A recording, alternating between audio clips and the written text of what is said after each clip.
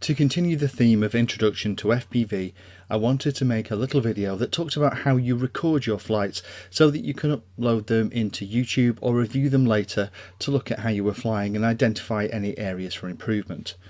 Now, recording your FPV flights can be done at a couple of places, and we'll talk about that in this video. We'll cover the airside pieces that you can use, how you can record directly onto the craft, the benefits of that and what the options are, and we'll also talk about how you can record the flight from the ground station or record them from the video that's showing in your goggles, and the benefits and drawbacks of that way of doing it.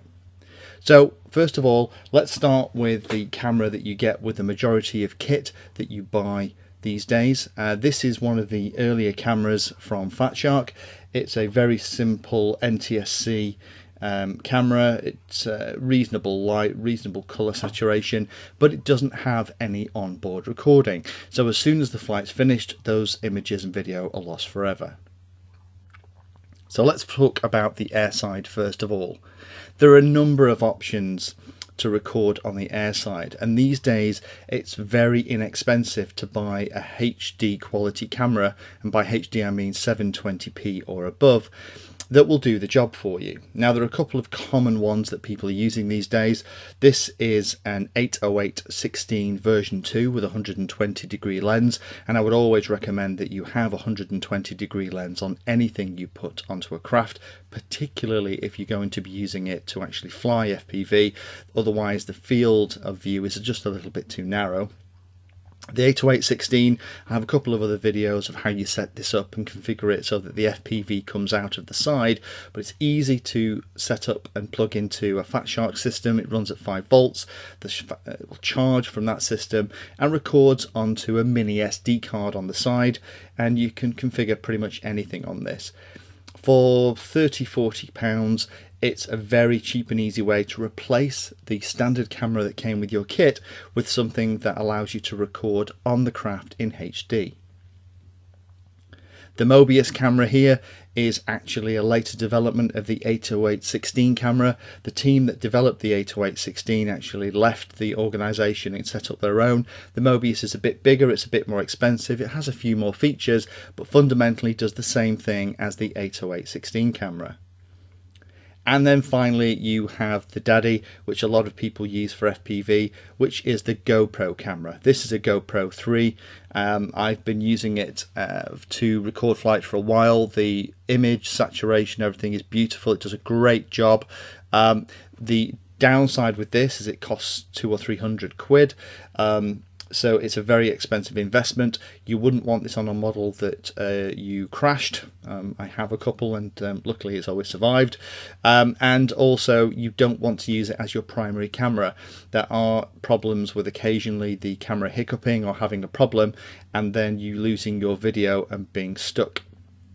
So whenever you're using a GoPro to record your flight, my recommendation would be to use that little simple non-recording camera that you got already and pop that on the craft as well. Use that to fly and use the GoPro to record the flight. Now let's talk about some of the good things and bad things about recording on the model. First of all, the good thing is it will not capture any interference or static that you have on the link between the craft and your goggles or ground station. So any of those little white lines, breakup that you would get, that's happening outside of the camera. So the camera will record clear, clean video.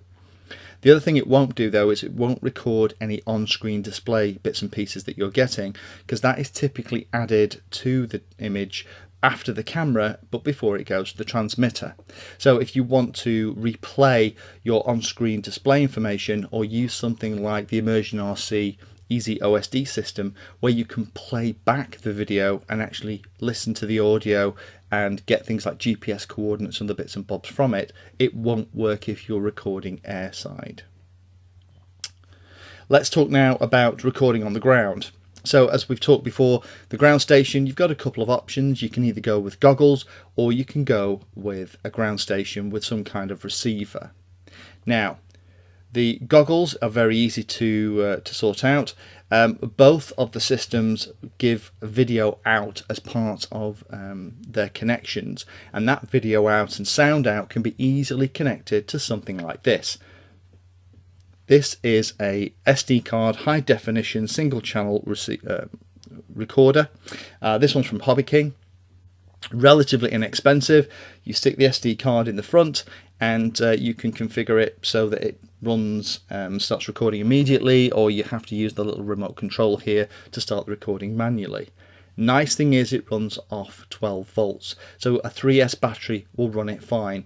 So here I actually have a little 3S battery that I have on the side that gets plugged in, and that actually powers it. And if I'm using goggles and want to record on the ground station, I can connect this to the goggles and pop the recorder with the battery velcro to the side in my pocket. On the ground station, again, you can use the same device, and it's just a case of plugging that in between the receiver that you're using to pick up the video transmission. This is a little immersion RC receiver that I use, and then out of the other side of the device it goes to the screen itself, so it's kind of recording in between. Nice thing about this is that because of this portability, you can use it in whatever system you want, and because it's using standard RCA jacks, any standard RCA equipment you can just plug it into and record the information from. Word of caution, you almost invariably find that the sex of the connections, and by that I mean is it male or female, is always wrong, so it's always worthwhile having a couple of these things in the case, which is a male to male adapter, so that you can plug these things together. Benefits with this system is that portability. The nice thing as well is that it will record your on-screen display information if you have it recording the audio too, or that those audio bits and pieces for things like the Easy OSD will be captured as well. Downside is it will also record all the static and hiccups because it's not actually looking directly out the machine, so if you start to lose the signal or you're having breakup, that will be on the recording.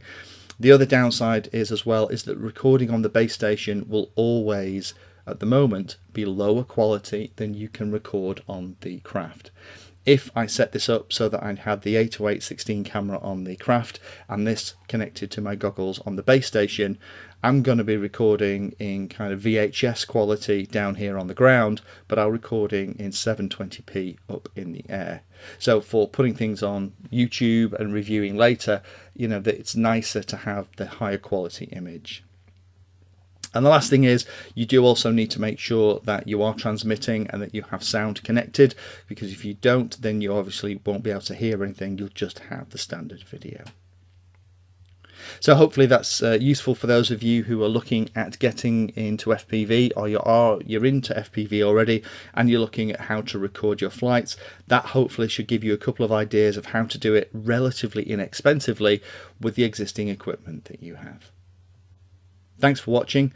Please comment and subscribe. If you need to talk to me or need any help or advice, my help out channel is available, and happy flying.